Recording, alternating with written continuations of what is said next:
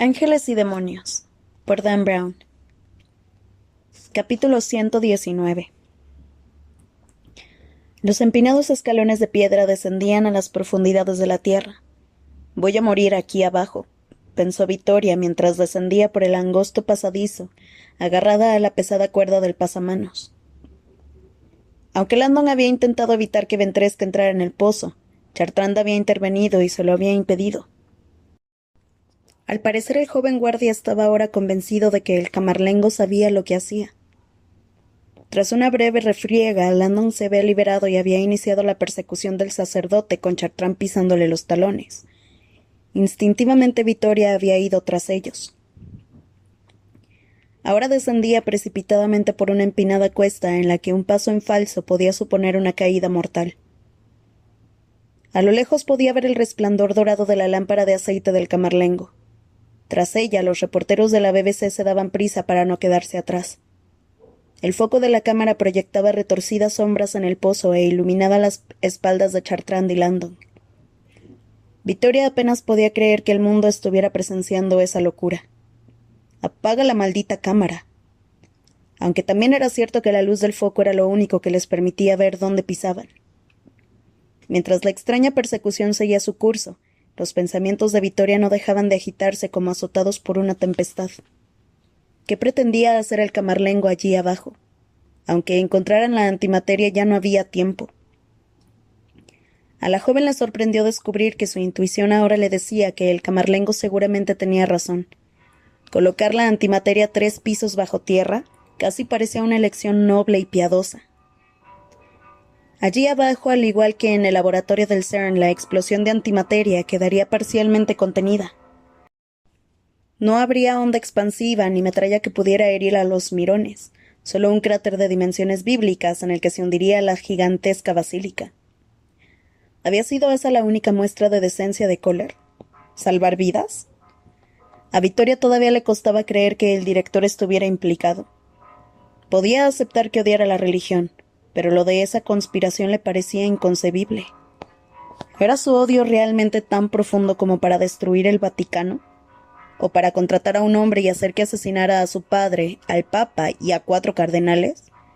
¿Y cómo había conseguido Kohler dirigir toda esa traición que había tenido lugar en el interior del Vaticano?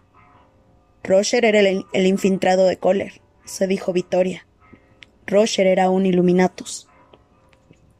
Sin duda el capitán Roger debía de tener llaves de todo: los aposentos del Papa, el Paceto, la necrópolis, la tumba de San Pedro, absolutamente todo. Había colocado la antimateria en la tumba de San Pedro, una ubicación altamente restringida, y luego les había ordenado a sus hombres que no perdieran el tiempo buscando en las zonas prohibidas del Vaticano. Roger sabía que nadie encontraría el contenedor. Pero Roger no contaba con el mensaje divino que había recibido al camarlengo. El mensaje. Esto era un acto de fe que a Victoria todavía le costaba aceptar. ¿Se había comunicado realmente Dios con el sacerdote? La intuición le decía que no, y sin embargo ella misma se dedicaba al estudio de la física de las interrelaciones y la interconectividad. Era testigo de comunicaciones milagrosas a diarios, huevos gemelos de tortugas marinas separados en laboratorios a miles de kilómetros que se abrían al mismo tiempo, hectáreas de medusas que palpitaban al mismo ritmo como si poseyeran una única mente. Hay líneas invisibles de comunicación por todas partes, pensó. ¿Pero entre Dios y el hombre? A Victoria le habría gustado que su padre estuviera allí para proporcionarle fe. Una vez le había explicado la comunicación divina en términos científicos, y había conseguido que creyera. Todavía recordaba el día que lo había visto rezando y le había preguntado: «Padre, ¿por qué te molestas en rezar? Dios no puede responder». Leonardo Vetra había levantado la mirada de sus meditaciones con una sonrisa paternal. «Mi hija la escéptica. ¿Así que no crees que Dios hable con los hombres? Deja que te lo explique en tu lenguaje». Había tomado un modelo de un cerebro humano de un estante y lo había puesto delante de ella. Como seguramente sabes, Victoria, los seres humanos utilizan un porcentaje muy pequeño de su capacidad cerebral. Sin embargo, cuando se encuentran en situaciones emocionalmente intensas, como traumas físicos, felicidad o miedo extremos, meditación profunda, de repente su actividad neuronal se dispara, mejorando en gran medida su claridad mental. ¿Y qué? Respondió ella. Que uno piense con claridad no significa que hable con Dios. Ajá, exclamó Vetra. Y sin embargo, en estos momentos de claridad se le ocurren a uno soluciones sorprendentes a problemas aparentemente imposibles.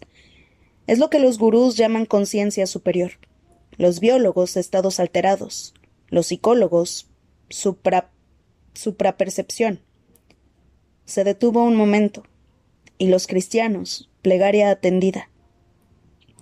Y con una sonrisa había añadido: a veces la revelación divina simplemente significa conseguir que tu cerebro oiga lo que tu corazón ya sabe. Ahora, mientras descendía corriendo la escalera hacia la obscuridad, Vittoria intuyó que quizá su padre tenía razón. Tan difícil era creer que el trauma del Camarlengo había llevado su mente a un estado en el que simplemente había intuido el emplazamiento de la antimateria. Cada uno de nosotros es un dios, había dicho Buda. Cada uno de nosotros lo sabe todo. Solo tenemos que abrir nuestras mentes para poder escuchar nuestra propia sabiduría. Y en ese momento de claridad, mientras se internaba más profundamente bajo tierra, Vittoria sintió cómo su mente se abría y su sabiduría emergía a la superficie. De pronto las intenciones del Camarlengo le parecieron evidentes, y este descubrimiento trajo consigo un miedo que nunca antes había conocido. «No, Camarlengo», gritó en el pasadizo. «No lo entiende». Vittoria visualizó la multitud que rodeaba la ciudad del Vaticano. Si lleva la antimateria a la superficie, todo el mundo morirá.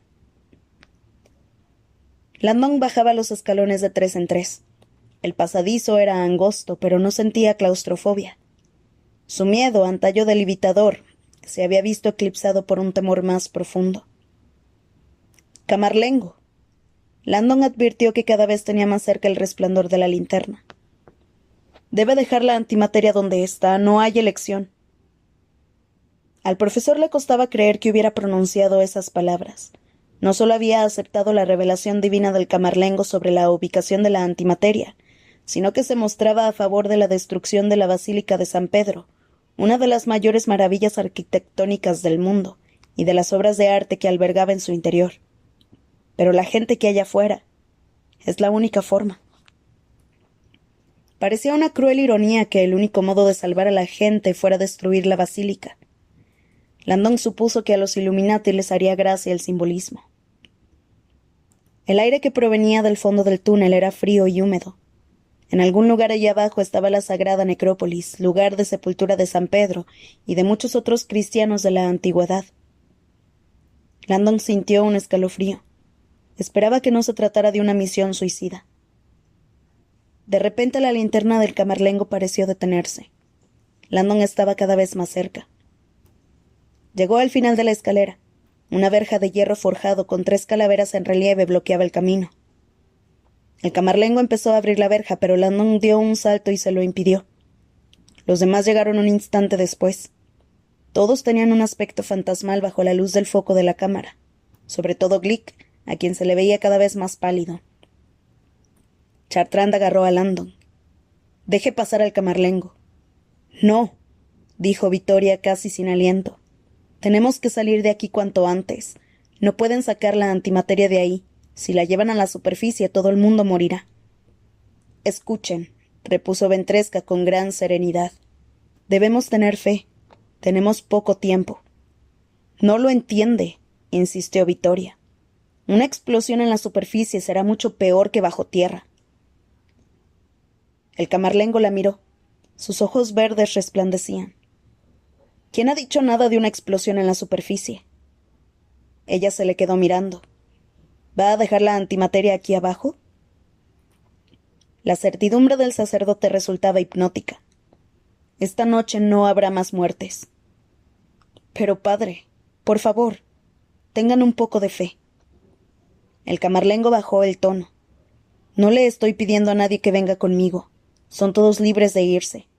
Lo único que les pido es que no se interpongan en su camino. Déjenme hacer lo que me ha pedido». Su mirada se intensificó. «Voy a salvar esta iglesia. Puedo hacerlo. Lo juro por mi vida.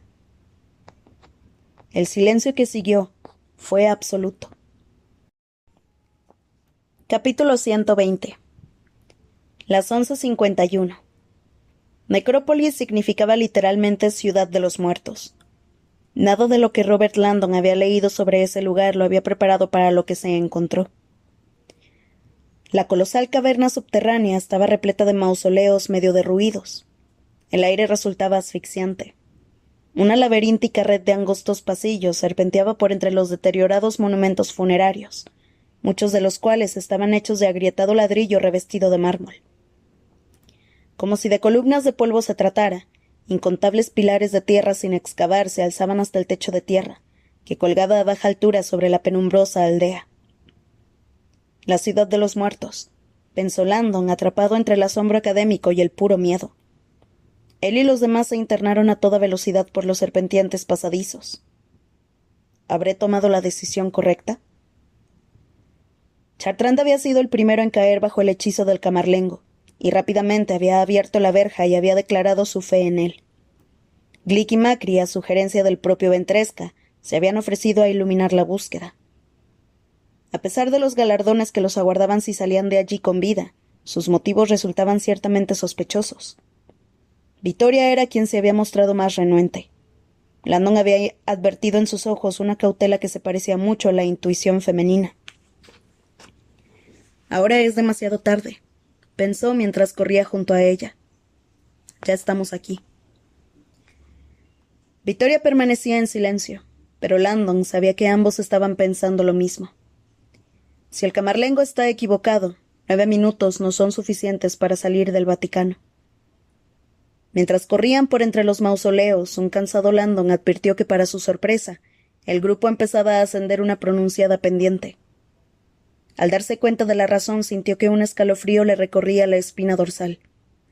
La topografía que tenía bajo los pies era de la época de Jesucristo. Estaba corriendo por la colina del Vaticano original. Landon había oído a estudiosos de la iglesia asegurar que la tumba de San Pedro se encontraba en lo alto de la colina, y él siempre se había preguntado cómo lo sabían. Ahora lo comprendía. La maldita colina todavía existe. Tenía la impresión de estar corriendo por entre las páginas de la historia. Allí delante se encontraba la tumba de San Pedro, la mayor reliquia cristiana. Costaba imaginar que el sepulcro original consistiera en un modesto santuario. Hoy ya no. A medida que se fue propagando la eminencia de Pedro, fueron construyéndose nuevos santuarios encima del antiguo, y ahora el homenaje se alzaba 130 metros sobre sus cabezas, hasta la cúspide de la cúpula de Miguel Ángel, que se encontraba justo encima de la tumba original con un margen de error de unos pocos centímetros. Continuaron ascendiendo por sinuosos pasadizos. Landon consultó la hora. 8 minutos. Empezaba a preguntarse si Vittoria y él se unirían de forma permanente a los difuntos que había allí abajo. «¡Cuidado!», exclamó Glick a su espalda. «¡Nidos de serpientes!». Landon los vio a tiempo. En el camino había una serie de pequeños agujeros. Saltó sobre ellos. Vittoria también saltó justo a tiempo de no meter el pie en las pequeñas aberturas. Pareció quedarse algo inquieta. «¿Nidos de serpientes?». «En realidad son agujeros de comida», corrigió Landon. «Créeme, no quieres saber de qué se trata». Los agujeros, sabía Landon, eran tubos de libación. Los primeros cristianos creían en la resurrección de la carne y utilizaban los agujeros para, literalmente, alimentar a los muertos, vertiendo leche y miel a las criptas subterráneas. El camarlengo se sentía débil, pero siguió adelante.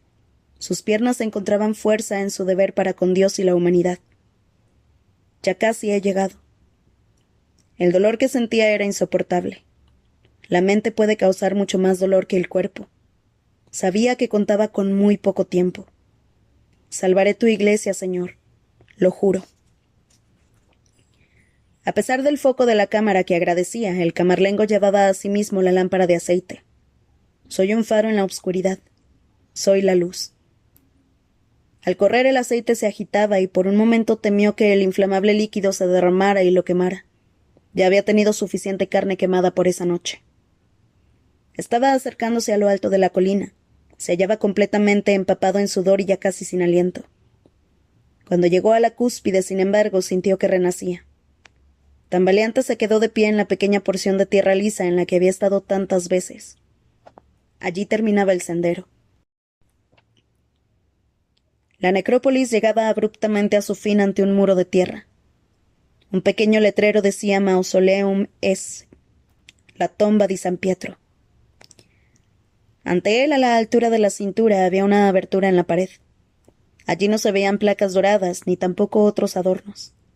Se trataba de un simple agujero en la pared, más allá del cual había una pequeña gruta y un modesto y maltrecho sarcófago.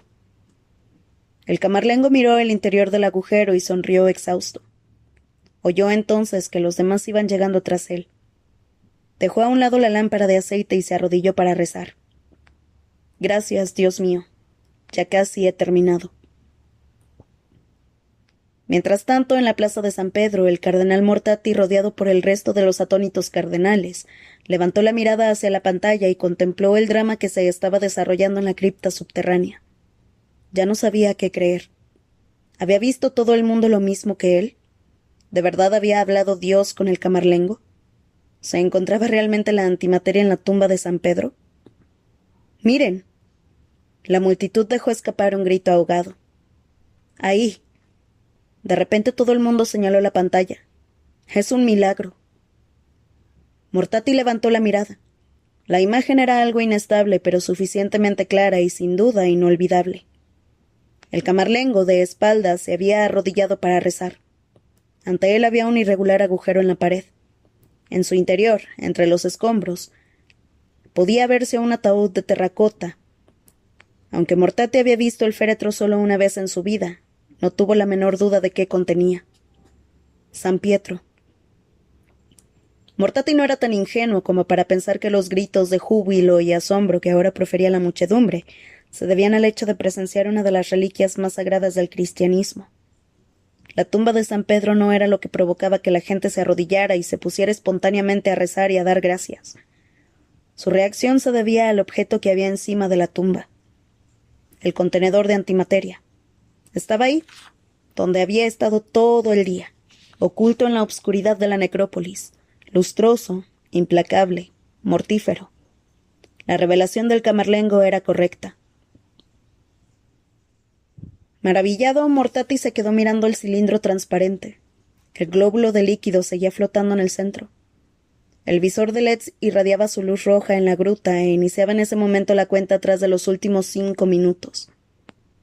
Igualmente era posible ver a unos pocos centímetros del recipiente la cámara de seguridad inalámbrica de la Guardia Suiza, enfocada hacia el contenedor sin dejar de transmitir en ningún momento.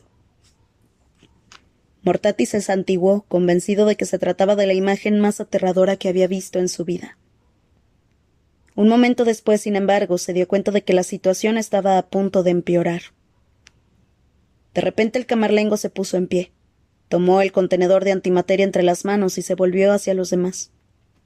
La expresión de su rostro era de absoluta concentración. Los hizo a un lado y empezó a descender la colina de la necrópolis por el mismo camino por el que habían ido. La cámara captó el rostro de Vittoria Vetra, presa del pánico. ¿A dónde va? Camarlengo. Creía que había dicho «tenga fe», exclamó el hombre mientras corría. Ella se volvió hacia Lando. ¿Qué hacemos? El norteamericano intentó detener a Ventresca, pero Chartrand se interpuso. Al parecer seguía confiando a ciegas en el camarlengo. Las imágenes de la cámara de la BBC eran como una montaña rusa, frenéticas, imprecisas. Fugaces fotogramas de confusión y terror se iban sucediendo mientras el caótico cortejo se abría paso por las sombras de vuelta a la entrada de la necrópolis.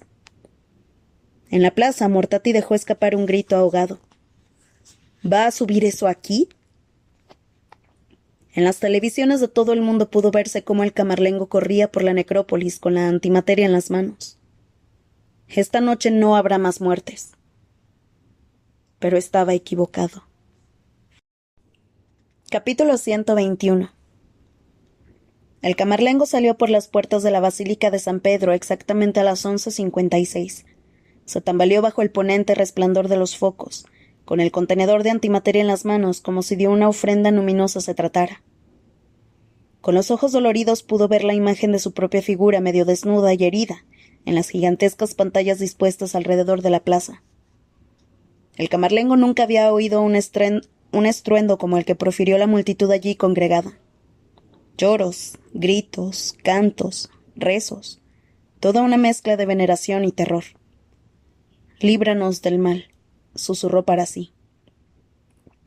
Se sentía extremadamente agotado tras haber cruzado la necrópolis a la carrera. La cosa casi había terminado en desastre. Robert Landon y Vittoria Vetra habían querido interceptarlo para devolver el contenedor a su escondite subterráneo y correr en busca de refugio. Necios. Con aterradora claridad, el camarlengo se dio cuenta de que cualquier otra noche no habría ganado la carrera. En esa, sin embargo, Dios volvía a estar de su parte.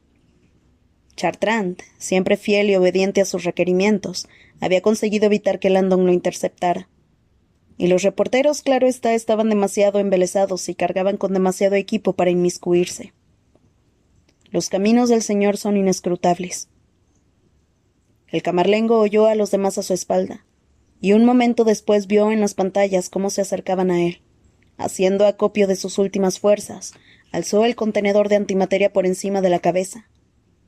Luego, en un acto de desafío a la marca de los Illuminati que llevaba grabada en el pecho, echó hacia atrás los hombros desnudos y bajó corriendo la escalera. Había un acto final. «Que Dios me asista», pensó. «Que Dios me asista». 4 minutos. Al salir de la basílica, Landon apenas pudo ver nada. De nuevo, el mar de focos de los medios le perforó las retinas. Lo único que podía distinguir era el borroso contorno del camarlengo que bajaba la escalinata a toda velocidad justo enfrente de él. Por un instante, a causa de las luces, Ventresca pareció estar envuelto en una aureola y poseer una apariencia celestial, como si de una especie de deidad moderna se tratara. La sotana colgaba de su cintura como una mortaja, y en su cuerpo podían verse las quemaduras y las heridas que le habían infligido sus enemigos. Aun así, él seguía adelante sin amedrentarse. Corría en dirección a las masas con el arma de destrucción en las manos, proclamando a gritos al mundo que tuviera fe. Landon fue tras él. «¿Qué está haciendo? Los va a matar a todos». «La obra de Satanás no tiene lugar en la casa de Dios», gritó el camarlengo mientras corría hacia la multitud ahora aterrorizada. «Padre», exclamó él, «no hay escapatoria. Mire al cielo. Siempre se nos olvida mirar al cielo». En ese momento Landon vio a dónde se dirigía Ventresca y lo comprendió todo. Aunque no lo distinguía bien por culpa de las luces, se percató de que su salvación estaba en las alturas, en el estrellado cielo italiano. Esa es la ruta de escape. El helicóptero que el camarlengo había mandado llamar para que lo trasladara al hospital estaba estacionado allí delante, con el piloto preparado en la cabina y los rotores en marcha. Al ver que el sacerdote corría hacia él, Landon sintió una repentina oleada de júbilo. Los pensamientos acudieron como un torrente a su cabeza. Primero visualizó la amplia extensión del mar Mediterráneo. ¿A qué distancia se encontraba? ¿5 kilómetros? ¿10? Sabía que la playa de Fiumicino estaba solo a 7 minutos en tren, pero en helicóptero a más de 300 kilómetros por hora y sin paradas. Si conseguían llevar el contenedor lo bastante lejos y lanzarlo al mar. Aunque también había otras opciones, pensó, sintiéndose ahora casi ingrávido mientras corría. La cava romana. Las canteras de mármol que había al norte de la ciudad estaban a menos de 5 kilómetros. ¿Qué tamaño tenían? ¿5 kilómetros cuadrados? Seguro que a esas horas no había nadie. Se arrojaban el contenedor allí. «Atrás todos», ordenó el camarlengo. El pecho le dolía cada vez más. «Apártense ahora». Los guardias suizos que rodeaban el helicóptero se quedaron boquiabiertos cuando lo vieron aparecer. «¡Atrás!», gritó el sacerdote. Los guardias retrocedieron. Mientras todo el mundo lo observaba sin salir de su asombro, el camarlengo rodeó el helicóptero y abrió de un tirón la puerta del piloto. «¡Fuera! ¡Ahora!». El guardia bajó de un salto. Al ver la altura a la que se encontraba el asiento de la cabina, El camarlengo supo que en su actual estado de agotamiento necesitaría ambas manos para alzarse. Se volvió hacia el piloto que temblaba a su lado y le puso el contenedor en las manos. «Sostenga esto. Devuélvamelo cuando haya subido». Mientras subía al aparato, Ventresca oyó los gritos de emoción de Robert Landon, que se encontraba ya muy cerca del helicóptero. «Ahora lo entiendes», pensó el camarlengo. «Ahora tienes fe». El sacerdote se acomodó en la cabina, ajustó los controles y se asomó por la ventanilla para tomar el contenedor. Pero el guardia a quien se lo había dado tenía las manos vacías. «Me lo ha quitado él», exclamó. El camarlengo sintió que el corazón le daba un vuelco. «¿Quién?». El guardia lo señaló. «Él». A Robert Landon lo sorprendió el peso del contenedor. Rápidamente rodeó el helicóptero y subió al mismo compartimento trasero en el que él y Victoria habían viajado hace apenas unas horas. Dejó la puerta abierta y se puso los arneses. Luego le dijo al camarlengo: «Despegue, padre». Ventresca se volvió hacia Landon con el rostro lívido. «¿Qué está haciendo?». «Usted pilotea. Yo lo tiro», gritó Landon. «No queda tiempo. Despegue de una maldita vez». El camarlengo pareció quedarse momentáneamente paralizado. El resplandor de la luz de los focos obscurecía las arrugas de su rostro. «Puedo hacer esto yo solo», murmuró. «Debo hacerlo solo». Landon no lo escuchaba. «Despegue», se oyó gritar a sí mismo. «Ahora yo lo ayudaré». Bajó la mirada al contenedor y se quedó sin respiración al ver los LEDs parpadeantes en el visor. «3 minutos, padre. 3». La cifra hizo reaccionar al camarlengo. Sin vacilación se volvió hacia los controles. Con un chirriante rugido el helicóptero se elevó. A través de un remolino de polvo, Landon pudo ver que Victoria corría hacia el aparato. Sus miradas se encontraron. Un instante después ella pareció alejarse como una piedra que se hundiera en el agua. Capítulo 122. En el interior del helicóptero los sentidos de Landon se vieron asaltados por el estruendo del motor y el viento que entraba por la puerta abierta. El tirón de la gravedad al elevarse el aparato fue tremendo. Rápidamente el resplandor de la plaza de San Pedro fue encogiéndose bajo ellos hasta no ser más que una elipse amorfa y reluciente en un mar de luces. El contenedor de antimateria pesaba como un lastre en las manos del profesor. Él lo sostenía con fuerza, pues tenía las palmas resbaladizas por el sudor y la sangre. En el interior el glóbulo de antimateria flotaba mientras el resplandor rojo del visor de LEDs proseguía con su cuenta atrás. 2 minutos, gritó Landon, preguntándose dónde pensaba arrojarlo el camarlengo. Las luces de la ciudad se extendían bajo ellos en todas direcciones. Al oeste, en la distancia, Landon pudo ver el perímetro titilante de la costa mediterránea, una irregular frontera luminescente, más allá de la cual podía divisarse una infinita extensión negra. El mar parecía estar más lejos de lo que Landon había supuesto. Además, la concentración de luces en la costa era un crudo recordatorio de que incluso en mar abierto, una explosión podía tener efectos devastadores. El profesor no había tenido en cuenta las consecuencias que un maremoto de 10 kilotones podía tener en la costa. Al volverse y mirar por la ventanilla de la cabina, sintió que aumentaban sus esperanzas. Justo enfrente, las onduladas sombras de las colinas romanas se cernían en la obscuridad de la noche. En ellas podían verse algunas luces, mansiones de gente adinerada. Pero 1 kilómetro al norte la obscuridad era total. No había ninguna luz, solo una gran extensión negra. Nada. «Las canteras», pensó. «La cava romana». Observó con atención la inhóspita extensión de tierra y supuso que sería lo bastante grande. Además, parecía estar cerca, mucho más que el mar. Sintió una oleada de emoción. Ese era el sitio donde el camarlengo había planeado arrojar la antimateria. El helicóptero iba directo hacia las canteras. Sin embargo, a pesar del ruido del motor y de la velocidad del aparato, Landon se dio cuenta de que no parecían avanzar mucho. Desconcertado, se asomó por la puerta abierta para orientarse. Una oleada de pánico sofocó al instante su emoción anterior.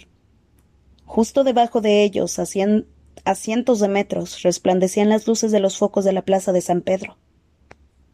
Todavía estamos en el Vaticano. Camarlengo, exclamó. Avance, ya hemos alcanzado suficiente altitud. Avance de una vez. No podemos arrejar el contenedor en la Ciudad del Vaticano. Ventresca no contestó. Parecía estar concentrado en pilotar el aparato. Nos quedan menos de 2 minutos, gritó Landon con el contenedor entre las manos. Puedo ver las canteras, la cava romana, a solo un par de kilómetros al norte. No tenemos... No, replicó el sacerdote. Es demasiado peligroso. Lo siento. Mientras el helicóptero seguía ascendiendo, se volvió y le sonrió con tristeza. No debería haber venido, amigo mío. Ha hecho usted el sacrificio definitivo. Landon miró los cansados ojos del camarlengo y de repente lo comprendió. Se le heló la sangre. Pero... ¿ha de haber algún sitio al que podamos ir? Arriba, respondió el hombre con voz resignada. Es la única opción segura. Landon apenas podía pensar. Había malinterpretado por completo el plan del camarlengo. Mire al cielo. El cielo, comprendió ahora, era literalmente el lugar a donde se dirigían. El camarlengo no pensaba arrojar la antimateria en ningún sitio. Simplemente quería alejarla del Vaticano tanto como fuera posible. Era un viaje sin retorno. Capítulo 123. En la plaza de San Pedro, Vittoria Vetra intentaba no perder de vista el helicóptero. Ahora ya no era más que una pequeña mota y los focos de los medios ya no lo alcanzaban. Incluso el estruendo de los rotores se había ido apagando hasta convertirse en un distante zumbido. Parecía que la atención de todo el mundo estaba puesta en los cielos. En un silencio expectante, los corazones de todas las personas, de todos los credos, latían al unísono. Un ciclón de emociones sacudía a la joven. Mientras el aparato desaparecía de su vista, imaginó el rostro de Robert allá en las alturas. ¿En qué estaba pensando? ¿Acaso no lo había entendido? Alrededor de la plaza las cámaras de las televisiones enfocaban la obscuridad a la espera. Un mar de rostros miraban al cielo, unidos en una silenciosa cuenta atrás. En las pantallas de video parpadeaba la misma escena. El cielo romano salpicado de brillantes estrellas. Vittoria sintió que las lágrimas acudían a sus ojos. Tras ella, en la escalinata de mármol, 161 cardenales miraban a sí mismos hacia arriba sobrecogidos. Algunos rezaban con las manos entrelazadas. La mayoría permanecían inmóviles, paralizados. Otros lloraban. Los segundos iban pasando poco a poco. En casas, bares, negocios, aeropuertos y hospitales de todo el mundo, los seres humanos se habían unido y conformaban un único testigo universal. Hombres y mujeres entrelazaban las manos. Otros sostenían a sus hijos. El tiempo parecía flotar en un limbo en el que las almas permanecían suspendidas al unísono. Entonces, cruelmente, las campanas de la Basílica de San Pedro comenzaron a doblar. Vittoria rompió a llorar. Ante la mirada de todo el mundo, el tiempo se había agotado. Lo más aterrador de todo era el silencio mortal del momento. Sobre la Ciudad del Vaticano se vio un pequeño punto de luz. Por un instante fugaz nació un nuevo cuerpo celeste, una mota de luz tan pura y blanca como nunca nadie había visto ninguna. Y entonces sucedió. Un destello. El punto empezó a hincharse como si se alimentara de sí mismo, desplegando en el cielo un dilatado radio de blanco cegador que se expandía en todas direcciones a una velocidad incomprensible y engullía la obscuridad. A medida que la esfera crecía, aumentaba su intensidad cual demonio dispuesto a consumir todo el cielo, y se acercaba a la gente a gran velocidad. Cegada, la multitud de rostros humanos descarnadamente iluminados dejó escapar un grito ahogado, y presa del pánico se protegió los ojos. Mientras la luz se expandía en todas direcciones, sucedió algo inimaginable. Como inmovilizada por la voluntad de Dios, de repente la onda expansiva pareció impactar en una pared. Era como si la explosión hubiera quedado contenida en una gigantesca esfera de cristal. La luz rebotó, se intensificó y se replegó sobre sí misma. La onda parecía haber alcanzado un diámetro predeterminado y haberse quedado detenida ahí. Por un instante, una perfecta y silenciosa esfera de luz resplandeció sobre Roma. La noche se convirtió en día. Y entonces estalló. El estruendo sonó profundo y apagado. Una ensordecedora onda expansiva descendió sobre la muchedumbre como si de la ira del mismo infierno se tratara, y sacudió los cimientos de granito del Vaticano, dejando sin habla a algunos y haciendo retroceder a otros. A la reverberación que rodeó la columnata la siguió un repentino torrente de aire cálido. El viento recorrió la plaza, profiriendo un sepulcral gemido al pasar entre las columnas y zarandear las paredes. La gente se agolpaba mientras el polvo se arremolinaba. Estaban presenciando el Armagedón. Luego, tan rápidamente como había aparecido, la esfera implosionó y reculó hasta regresar al pequeño punto de luz inicial. Capítulo 124. Nunca tanta gente había quedado sumida en un silencio semejante. Una a una las personas congregadas en la plaza de San Pedro fueron apartando la mirada del cielo y agachando las cabezas, sumergidas todas en su momento privado de asombro. Los focos de los medios de comunicación hicieron lo mismo y volvieron a proyectar sus haces de luz de vuelta a la tierra, como si reverenciaran la negrura que ahora se cernía sobre sus cabezas. Por un momento pareció que todo el mundo inclinaba la cabeza al unísono. El cardenal Mortati se arrodilló para rezar, y los demás cardenales se unieron a él. Los guardias suizos bajaron sus largas alarbadas y permanecieron inmóviles. Nadie hablaba, nadie se movía. Por todas partes, emociones espontáneas estremecían los corazones de la gente. Sufrimiento, miedo, asombro, fe. Y un temeroso respeto por el nuevo y prodigioso poder que acababan de presenciar. Vittoria Vetra permanecía temblorosa al pie de la escalinata de la basílica. Cerró los ojos. En medio de la tempestad de emociones que ahora sacudían su cuerpo, una única palabra no dejaba de doblar en su interior como una lejana campana. Prístina, cruel. Intentó ignorarla, pero seguía resonando. La ignoró de nuevo. El dolor era demasiado intenso. Se dejó llevar entonces por las imágenes que resplandecían en las mentes de los demás. El increíble poder de la antimateria, la liberación del Vaticano, el Camarlengo, muestras de valentía, milagros, altruismo. Y sin embargo, la palabra volvió a resonar en medio del caos con punzante intensidad. Robert.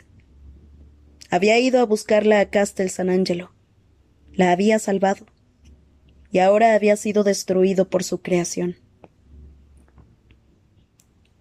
Mientras rezaba, el cardenal Mortati se preguntó si, al igual que el Camarlengo, también él oiría la voz de Dios. ¿Ha de creer uno en los milagros para poder experimentarlos?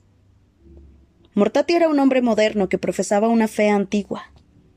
Los milagros nunca habían formado parte de su forma de pensar. Sí, su fe hablaba de milagros, estigmas en las palmas, resurrecciones de muertos, huellas en sudarios. Pero su mente racional siempre los había considerado parte del mito. Básicamente eran el resultado de la mayor debilidad del hombre, la necesidad de pruebas. Los milagros no eran más que historias a las que todos se aferraban porque deseaban que fueran ciertas. Y sin embargo, ¿soy tan moderno que no puedo aceptar lo que acaban de ver mis ojos? Había sido milagro, ¿no? ¿Sí? Con unas pocas palabras susurradas al oído del Camarlengo, Dios había intervenido para salvar la iglesia. ¿Por qué resultaba tan difícil de creer? ¿Qué habría pensado la gente si Dios no hubiera intervenido? ¿Que al Todopoderoso le daba igual? ¿Que carecía del poder para evitarlo? Un milagro era la única respuesta posible. Mientras permanecía arrodillado sin salir de su asombro, Mortati rezó por el alma del Camarlengo. Dio gracias al joven chambelán que, a pesar de su juventud, había abierto los ojos de ese anciano a los milagros de la fe ciega. Lo que Mortati no podía sospechar, sin embargo, era hasta qué punto su fe iba a ser puesta a prueba. Un leve bisbiseo rompió entonces el silencio de la plaza. El bisbiseo dio paso a un sonoro murmullo, y éste rápidamente a un clamor. Sin advertencia previa, la multitud empezó a gritar al unísono. Miren, miren. Mortate abrió los ojos y se volvió hacia la gente. Todo el mundo señalaba en dirección a la basílica. Sus rostros estaban lívidos. Algunos cayeron de rodillas, otros se desmayaron, y no pocos rompieron a llorar desconsoladamente. Desconcertado, el cardenal se volvió hacia el lugar que señalaban las manos extendidas. Se trataba del nivel superior de la basílica, la terraza de la azotea, desde la que se elevaban las gigantescas estatuas de Jesucristo y sus apóstoles. Allí, a la derecha de Jesús, con los brazos extendidos al mundo, se encontraba el camarlengo Carlo Ventresca.